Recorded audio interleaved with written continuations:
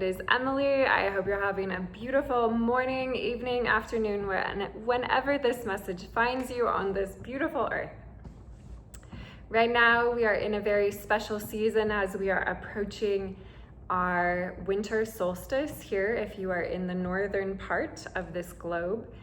And if we were to be less of a earth-centric society, civilization, and more of a civilization that, was open to all of the planetary bodies in our Milky Way galaxy and universe, and we had more of that understanding and reference point as perhaps those in the ancient times did, we would recognize this beautiful winter solstice as a very important spiritual event in our lives.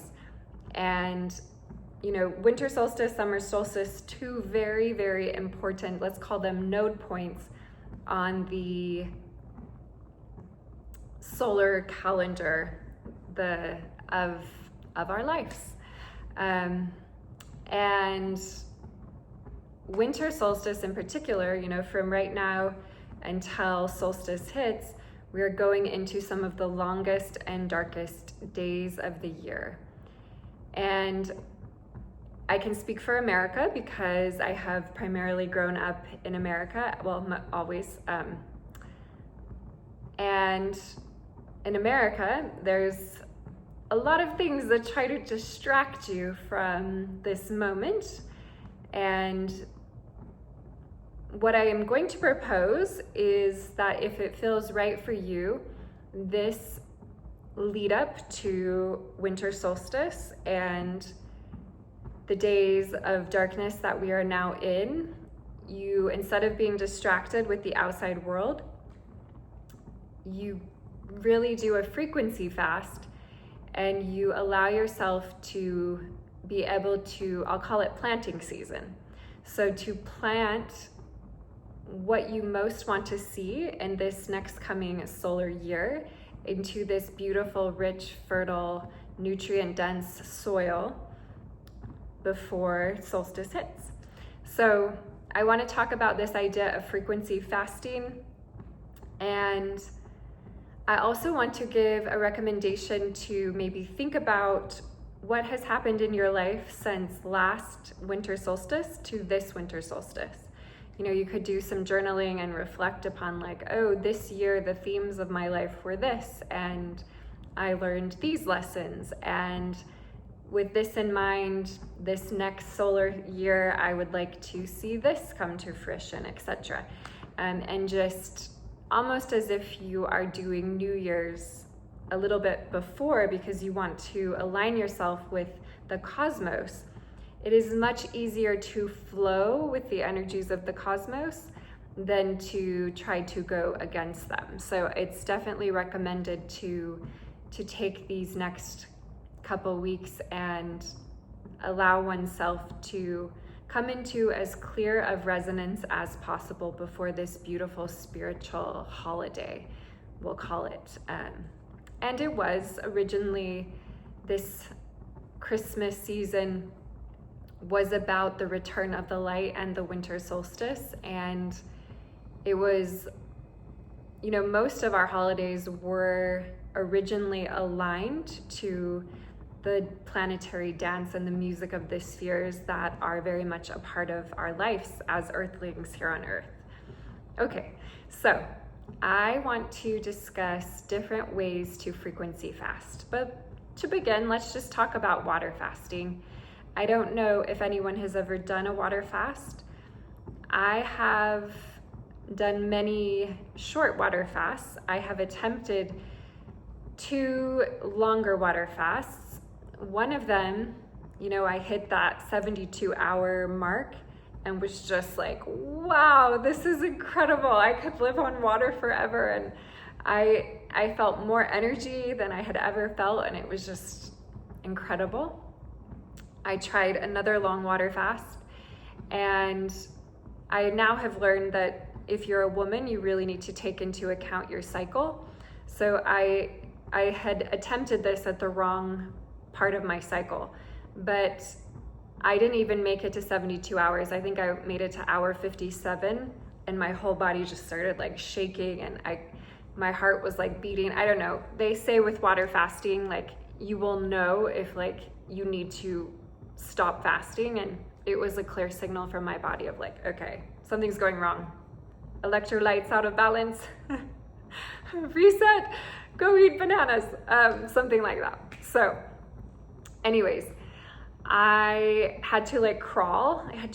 I was so weak, I had to crawl myself into the kitchen to find, I think almonds is what I chose to eat. But it was intense. However, I want to say with both of these longer water fasts that I have done, water fasting is so unique because when you're just on water, there is a quieting, like a true silencing of your energetic field and your mind. And it's just this deep, deep peace that you can connect to and awaken within yourself through these experiences. So we all understand the idea of fasting. So when we're talking about frequency fasting to prepare ourselves for this very spiritual moment, holiday, we can think about just lessening the distractions in our life. My life has changed drastically since I went through a very big Kundalini awakening. And if I just reflect back on some of my previous self mindsets, beliefs, paradigms, patterns, the way that I was raised in my family. Okay, I'll start just with my journey with food has changed. We're all going on this light body embodiment, most people call it an ascension journey. And this is happening for us whether we're conscious of it or not. So this is really happening to everyone because it's happening to Mother Gaia, our planet herself. And so it's better to be aware that it's happening, in my opinion, than to not be aware. However, if you are aware, that will accelerate the process for you. And, you know, I have some friends in my community who are living off of very, very, very, very, very little food. And the way that their light body is, they don't need to eat much food. They can, you know, just be on liquid for very long periods of time. I have gone through phases myself where the idea of food is just, I don't know, there's no desire, it's not there. However, what I have noticed by observing all of the friends in my community is that people are kind of being asked to listen to their own bodies and move with the wisdom and pace of their own genome, their own genetics, and their own light body ascension process. So I can describe to you what has been my experience, but in no way am I the authority on what is your experience and where you're at and where your consciousness and mindset is.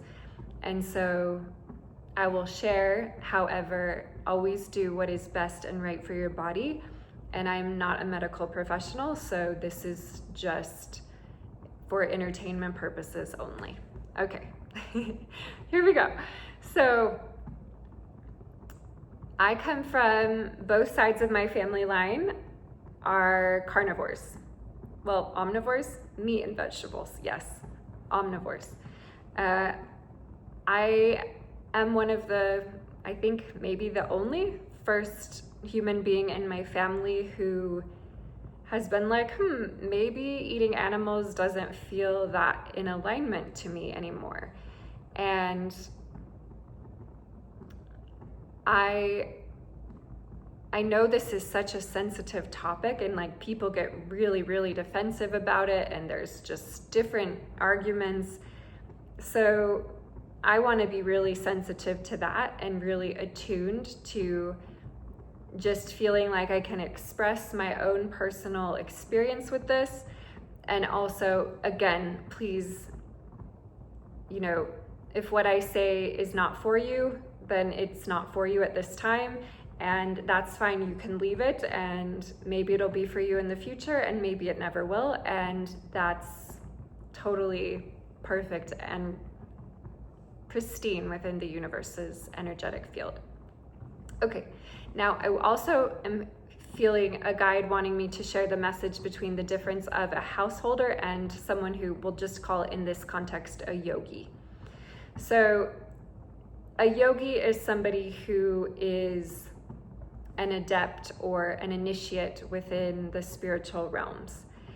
And we could call other things like magicians, high priests, high priestesses, sorceresses, as in the sense of source. We could call, anybody who, alchemists, anybody who's working with spirits. I would say that what I'm about to say is of higher and more importance to you than somebody who is a householder. And householder is a yogic term for people who are living in and of the world and who have less of a spiritual inclination at this current moment in their lives and are, just like doing the best they can to work 3 jobs, feed their kids, go to soccer practice, like all those things. So the reason it's more important to have such a purified and pristine frequency if you are in this group is that really the art of becoming a body temple is becoming the clearest channel possible for divine source creator to inspire and move through you in the clearest ways possible. So the way you junk up your frequency is through, there's many ways, okay? Junking up your frequency, everything has a frequency. You are, we could go into like zooming into all of the atoms in your body and looking at how each part of you is like mostly 99.9% space, and then there's these tiny blinking energies, and you're just kind of this potential cloud of energetic amazingness. So this is always there. And also there's ways that we can obscure ourselves from being in deep resonance with the fullness of who we are. Okay, so let's talk about maybe just factory farming and the animal, let's talk about animal welfare for just a minute. So I didn't really know this until I started feeling like actually gagging, like eating meat and gagging was occurring for me. So I was listening to my body, obviously, like, okay, body, I hear you. And this opened up the door for me. I read some research papers where they looked at pigs and they scan their brains and they look at their brain anatomy and their neurology and the parts of their brain that they have. And they are like, it looks like, we can't be sure, but it looks like a pig has about the consciousness of an 8-year-old. Okay, then think about lining up 100, 150 8-year-olds and sending them through a slaughterhouse where they know that their friends and family are being killed. They can smell it, they can see it, and the terrifyingness nature of that. I have a dear friend who she eats meat, and she said, but if I'm going to eat meat, I want to know what is behind it. So she's gone ahead and watched videos of animals in these slaughterhouses. I have seen videos of animals in slaughterhouses, and it was tear producing for me to see their death happening. I myself just, even though I grew up in family lines that, ate meat without even giving it a second thought, if you just like handed me a machete or a gun and were like, Emily, you need to go out there and kill a pig, I would be like, no, I'm not gonna do this. Okay, like this is not my nature. I don't feel like that is something that I, Emily, personally want to do. So what is the difference of me going to the grocery store and buying this like perfectly packaged bacon and eating BLTs, of which I personally find BLTs delicious? I do. I grew up that way. That was how I was raised. I've eaten so many BLTs and I miss them. Actually do miss eating a BLT, but it isn't like eating the BLT just doesn't matter that much to me given the situation and circumstance that I have found myself in my life, which was that I feel I didn't really go looking for like a huge spiritual awakening or any of the things that have occurred in my life. And so, but because they did occur, that just means that life is different for me than, you know, the part of my ego that would like to eat the BLT, if that makes any sense. Okay, so, you know, animals are in such deep pain and they are sentient beings. They are crammed, like chickens are crammed into cages where they're just like on top of each other, and they're such a young age that their claws grow around the barbed wire, and they literally are born and die without ever seeing or feeling sunshine on their feathers and skin. They shit on top of each other. They are bacteria and pus. They give them antibiotics to try to fix that. I saw and just read that Trader Joe's is actually vaccinating all of their chickens, even the ones that are organic. And there's just a lot of stuff going on with the food industry that people should also be aware of. Okay, so there's many reasons. The reasons are multiple and deep.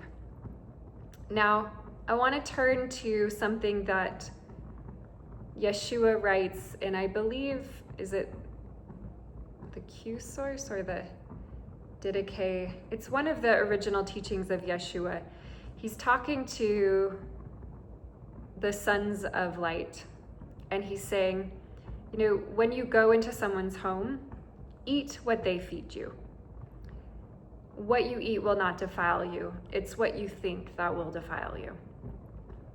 And of course, if we study historical Yeshua, we know that he was very much a vegetarian and actually was crucified for trying to save the animals that were being sacrificed in the temple. That was the events that actually led to his crucifixion, was him trying to save animals from dying. So if we look at Buddha and the Buddhist lineage, they don't eat meat. If we look at the Hindu lineage and all the Hindu spirituality, they don't eat meat. If we look at the Muslim lineage and we look at Muhammad, like, didn't eat meat. You know, like, there is actually a reason for not eating meat when you are someone who is in the, we'll just call it the realm of the yogi or yogini. And so my process with, okay, I won't actually go into actually maybe I will. I'll share with you how I have been cutting meat out of my life. Now, I also want to let people know that your body is your body and your genetics are your genetics, and you soul contracted and chose your body and your genetics from whatever place you chose it. And where you incarnate and who you incarnate, I mean, all of this it just is as it is. So like I said, I incarnated into a family line where on all four sides they were meat eaters. Even one of my family lineages was a butcher. And so, you know, like any little kid, you just start eating meat and that's just what you think is normal and right. And I want to just propose a question, just a question. If the world could have peace, if there could be no more war on the world, if women and children and men, good-hearted men, could have their bodies healthy, respected, and protected, and if in general there would be less pain and just more joy, would you stop eating meat if all of that was true? That's just a question. I'm throwing it out there. Answer if it feels right to you for yourself. For me, the answer is like absolutely yes. 100% I will eat vegetarian or vegan or whatever if that means peace on this earth and no more harm to women and children and good-hearted men. That's an easy answer for me personally. I'm not that attached to eating meat. And also I have the genetics because I've had a genetic test. When I was 27, I got really super sick and started having all of these unexplainable symptoms and went to many doctors trying to figure out what was wrong. Couldn't figure out what was wrong. My dad's side of the family, everybody has celiac. I have had the genetic test for celiac. I don't actually have celiac, so that's lovely. But I do have such a very intense gluten intolerance that gluten is not part of my life. My dad and sister, on the other hand, they do have the celiac genes, and my brother does not, and my mom does not. So there's that. So I'm not eating gluten. So when I was getting all these sicknesses, I had this genetic test and it came back. It was looking at like what is actually good and healthy for my physical genes to eat in my body. And it came back that actually eating meat is something that is really important for the health of my body. So I have decided that if I'm to purify and change and accelerate the expansion of my DNA, that this had to happen at a slower pace than maybe some people need it to happen at. So I started 3 years ago and I cut out pork, eating all pork. And then the next year I cut out eating all cows. And then the next year I cut out eating chickens. And I currently still will eat fish and chicken if it's served to me in a public social setting, and I don't feel like, at that point the animal is already dead, and it's important to be gracious and to meet the moment as it is. And so I'm not entirely vegetarian, because if the universe creates a situation where meat is in front of me and it's not making me gag, then I have been eating mostly fish. But I never am choosing that from my own choice. In my own life, I live my life vegetarian, and if meat comes into my life, I apply Yeshua's rule and I meet the moment with grace and beauty and love and surrender and care and kindness. But it has been over 2 years since I have had any pork or red meat, minus someone served me a steak and I was at their home, and so I did. Well, actually, it got really burnt on the grill and we couldn't really eat it, much of it, but it was funny. Anyway, okay, so I'm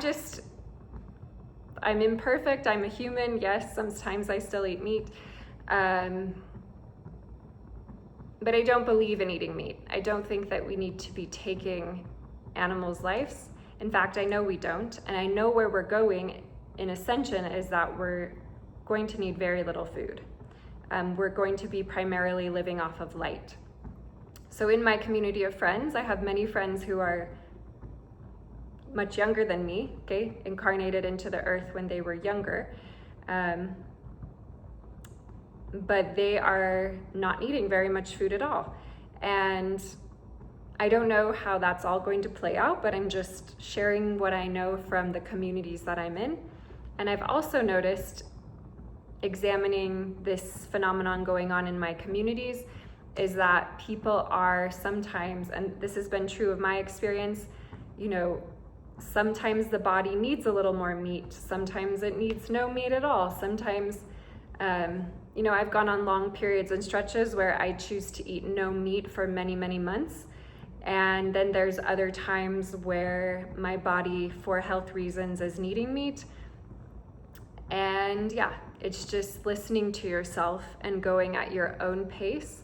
And if you need to take time, taking the time and valuing your health and energy and mental clarity. And I know some people out there are just eating entirely carnivore diets. So it's like, I'm not going to pretend to be God Source Almighty. I don't know the answers, but I do know that factory farmed animals and what's being injected into them and the pain and suffering they go through, it's not feeling like a frequency that is right for taking into my body at this time.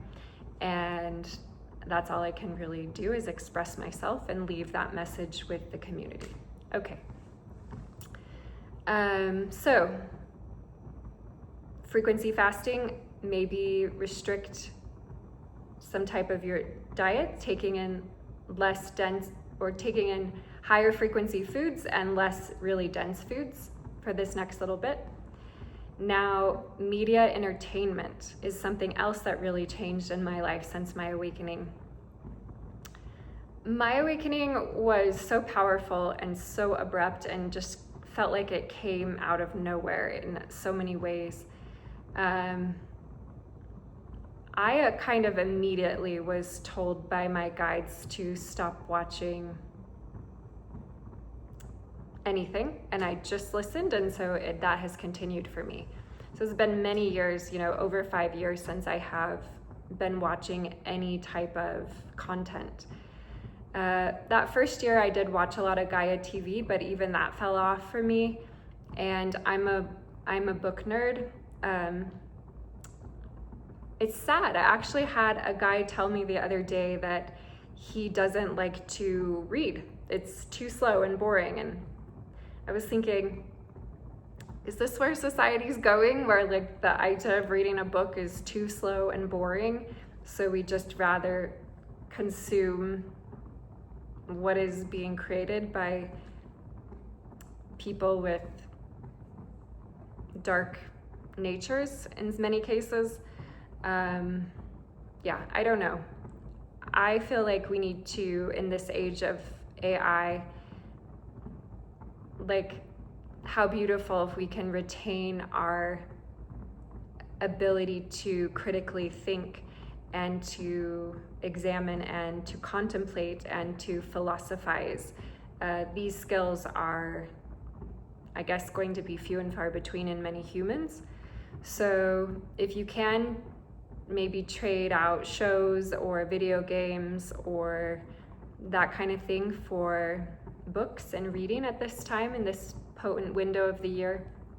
That'll help clarify your frequency so you can really feel peace and commune with your divine self and listen to your inner guidance.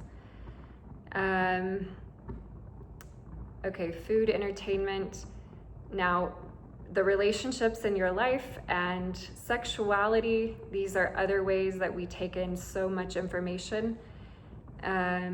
It is said that when you sleep with someone, you essentially are mixing souls and you're taking on that person's karma. And in the yogic tradition, it said that a yogi, say a yogi sleeps with a woman, he'll be with that woman's karma for 4 years. Women also take on men's karma in even stronger way. So ladies, for you, it's even more important when you're assessing, like, do I want to sleep with this person? It's a good idea to get to know them and understand kind of what their karma is before you take the dive into that. Do you want to be dealing with this person's karma for the next 4 to 7 years for women? And this is if you're an adept at clearing karmas.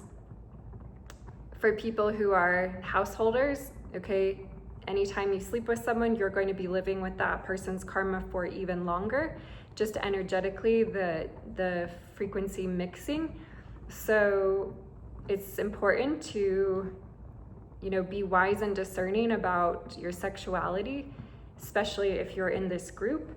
And relationships in your life, you know, are the people in your life, do they at least meet you and match your frequency and vibration, or do they just deplete you? You know, if you go hang out with someone and after hanging out with them, you are energetically exhausted, tired, in a bad mood, feeling insecure or doubtful or just uneasy, I mean, this should be your sign that like this is not the correct, something is amiss here.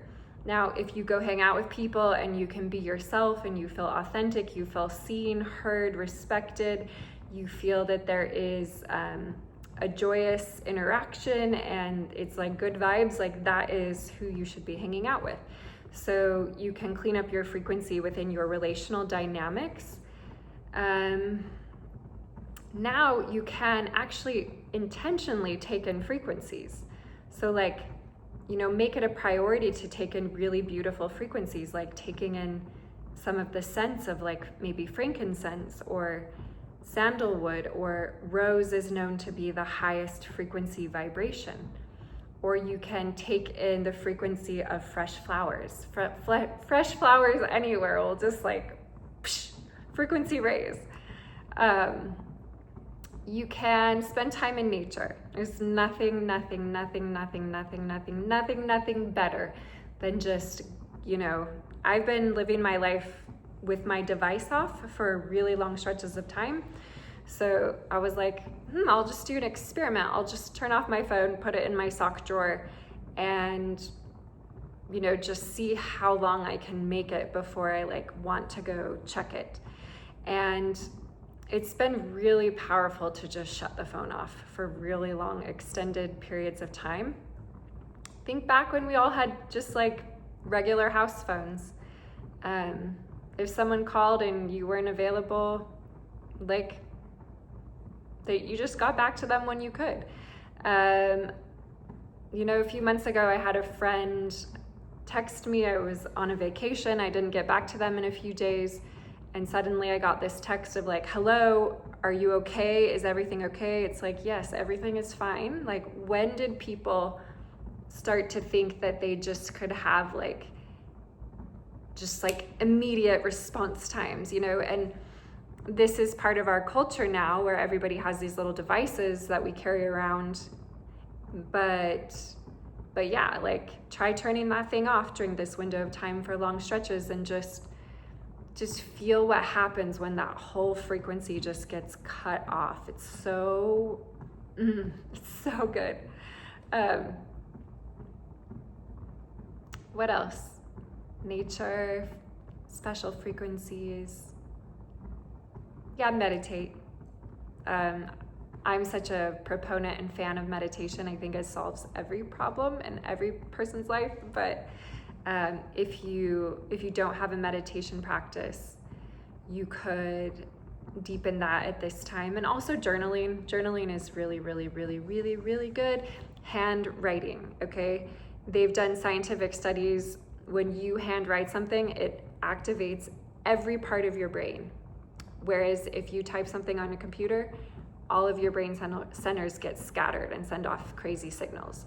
So handwriting can be a really beautiful way to connect your synapses in your brain and to teach yourself to come into deeper states of anxiety-free and peace. And yeah, why do we want to do this? Okay, we want to come into, drugs. Okay, so obviously drug use is, and what is a drug? Okay, like, you know, here's a funny story. When I was a little girl, do you remember the DARE programs? I don't know. In Utah, we had the DARE program. And it's basically a drug education program. Anyways, we had to write like jingles, like little jingles that could be, that the DARE program could use. I was in second grade I don't know how old that makes me, what, a 6-year-old, 7-year-old? And I won the elementary school jingle contest and created the Dare jingle for our student body. It's actually silly. I'll sing it for you. We're Sunrise students and we're here to say when it comes to drugs, we say no way. Okay, drugs.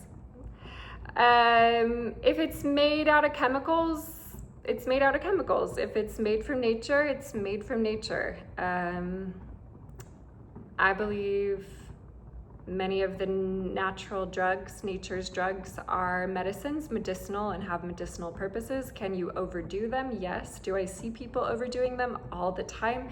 Is a lot of the spiritual community overdoing these medicines? Yes.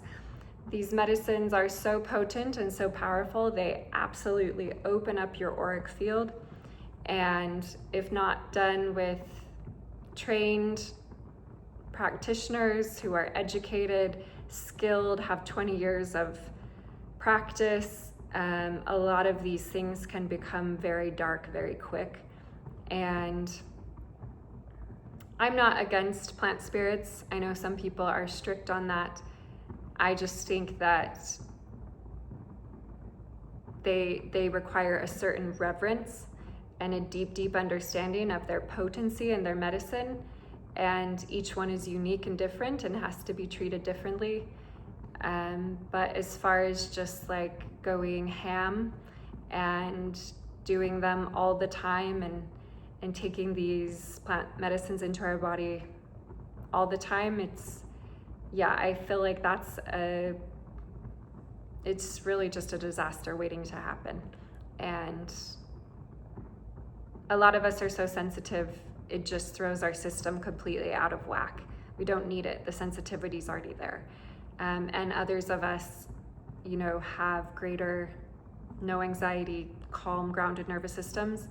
And maybe those can be useful to help get us out of really stuck programming that is caged and chained programming.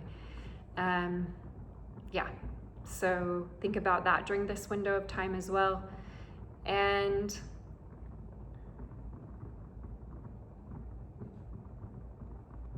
my life has been more fun and exciting than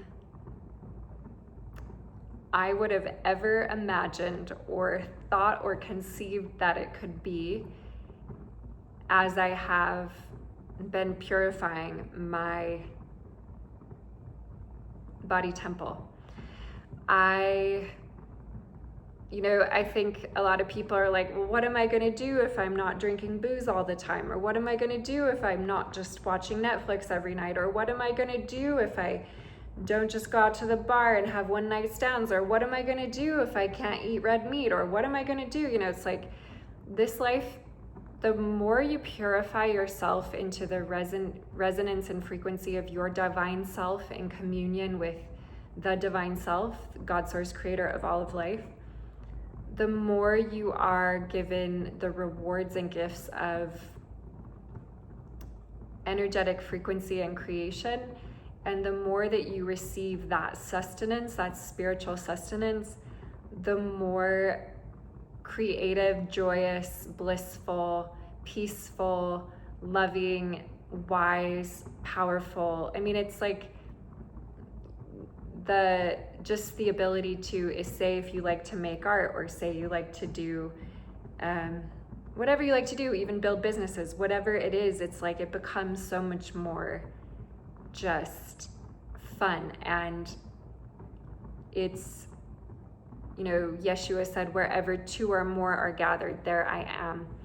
And there is something so beautiful about attracting people into your life that are able to love you in your brightness, and to not be, afraid of your light, and to not need or try to dim it or shrink it. And it's just like, there's nothing to fear about getting out of the matrix in this way And yet I do actually know and understand it's scary, and how much resistance and how many people just resist it in your life, and how many relationships become impaired. And yeah, it's very difficult. It's like almost, it's a trying challenge sometimes to get yourself out of the matrix, but it is definitely 100% worth it. And in this window right before the solstice, when the soil is fertile and you can plant in what you want to grow in this next year, it's best to be very super clear and be able to hear your heart speaking to you with a very clear and peaceful energetic field in mind, in order to bring forth the most potent offering. And with that is the end of this message. I hope that it finds you very well, and sending my love to you.